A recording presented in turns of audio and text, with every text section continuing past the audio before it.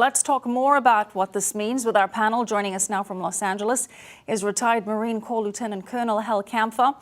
He's currently the president of KIP, a strategic risk management firm. Also from Washington, D.C., we have retired Marine Gunnery Sergeant Jessie Jane Duff, who is now at the London Center for Policy Research. Hal, let's start with you. As Dan just explained to us, there are some reports that it was in fact Israeli intelligence, Mossad, that warned the U.S. that Iranian proxy forces were preparing for a possible attack against U.S. forces, including in Iraq and Syria. What do you think that those targets could be? What would those attacks look like?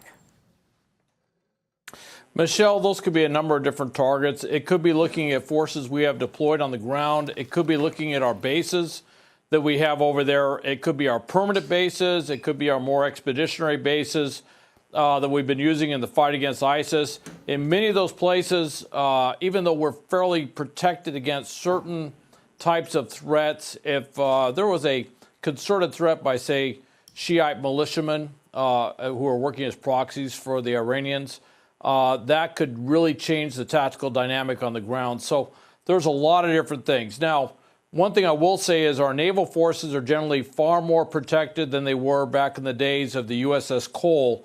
So the chances of that particular type of strike or strikes that would hit our forces in a maritime situation are probably a lot less than they were back then. So it is a different sort of array of force protection procedures that we have and capabilities throughout the region. Mm-hmm. But obviously the intelligence must have been credible. Jessie, National Security Advisor John Bolton making it very clear that this deployment is about sending a message to Iran that any attack on the U.S. or its interests will be met with, quote, unrelenting force. If Iran was planning some kind of attack, do you think that this now deters Iran? Oh, of course it doesn't deter Iran. Iran is very aggressive. Right now, the sanctions are choking them off. We basically hit the anniversary in which we have removed ourselves from the Iran nuclear deal. And China, Turkey, and India were all informed that they could no longer do deals with Iran and their oil. So now, essentially, this is impacting their economy in a severe way. I don't expect that they will ever hold back. They've essentially been fearless in every attack that they've ever had against any of our allies. Keep in mind, this could also be an attack by Shia, Houthi, or Hezbollah, because those three are also proxies of the Iranian regime themselves. So when we're looking at what they will do, I think that they will be very cautious in their measure. This may essentially make them a little bit more strategic in their type and style of attack. But the U.S. has been a target by Iran for a number of decades now, and it's only going to get more aggressive now that we have choked them off, and the sanctions are only going to get more severe, and the rest of the world is suffering the impacts of their doing deals with Iran. I think that even Europe now is recognizing the U.S. is very serious about what we want to ensure that they no longer have this nuclear capability in any way, shape, or form. Jessie, it's an excellent point that you raise, and it's something to stress that the threat may come from one of Iran's proxies, and the U.S. has made it very clear that it's going to hold Iran responsible for the actions of its proxies. Hal, in terms of its capabilities, how much of a military threat is Iran and its proxies to the U.S.?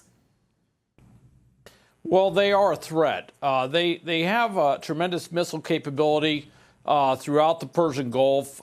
They have a naval presence that can launch missiles and other sorts of weapon systems. They do have an air force. Obviously, what we have in terms of combat power far outweighs what they have, but they could inflict quite a bit of damage. Our response, if they tried to do that, would be overwhelming. And it is not a stretch to say that we could, in fairly short order, pretty much destroy the Iranian Navy and their offensive air capability with their Air Force. Albeit with that said, they have a lot of other capabilities, and they have all their essentially 4 deployed proxies. They have this huge terrorism potential, if you will, and capability throughout not just the region, but literally throughout the world.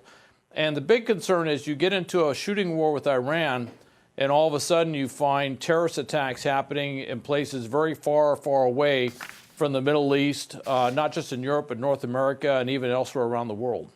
Elsewhere around the world, you mentioned that point, Helen. Hezbollah, one of Iran's proxies, is a player in Venezuela, keeping in mind that the U.S. is embroiled or involved or keeping its eye on a number of other hot button issues around the world. We've got the chaotic mess in Venezuela. We have another round of rocket tests from North Korea. Jessie, is this potentially too much for the U.S. to handle all at once?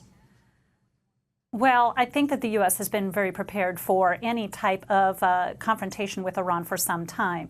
And you brought up a very good point that the nuclear capability that North Korea has largely been with them merchandising it to Iran. A lot of what Iran's capabilities have happened are the result of their relationship with Kim Jong-un. That is what's been largely suspected. That is what many of the intel sources are very, very confident has happened.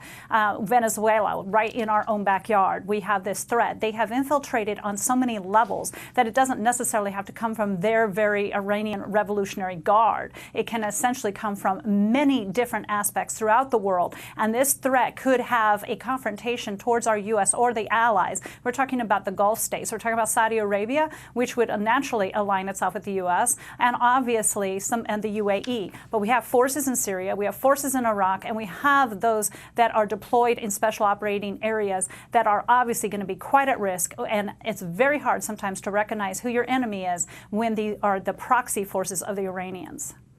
Hal, very quickly, is there a scenario where you see the U.S. taking a preemptive strike? Potentially, if we saw them moving, certainly any types of weapons of mass destruction where they could impact our forces, putting them into a position where they could be employed, that would trigger a preemptive strike. I don't know if you'd say preemptive per se, but if we actually were hit by proxy, probably Hezbollah would be a likely proxy. And if they were hit in a place where we really didn't expect it, for example, if we were hit in North America and the United States, that could possibly trigger a major response. And it would be swift and it would be overwhelming. All right, Hal Kampfer, thank you so much. Jessie Jane Duff, appreciated as always.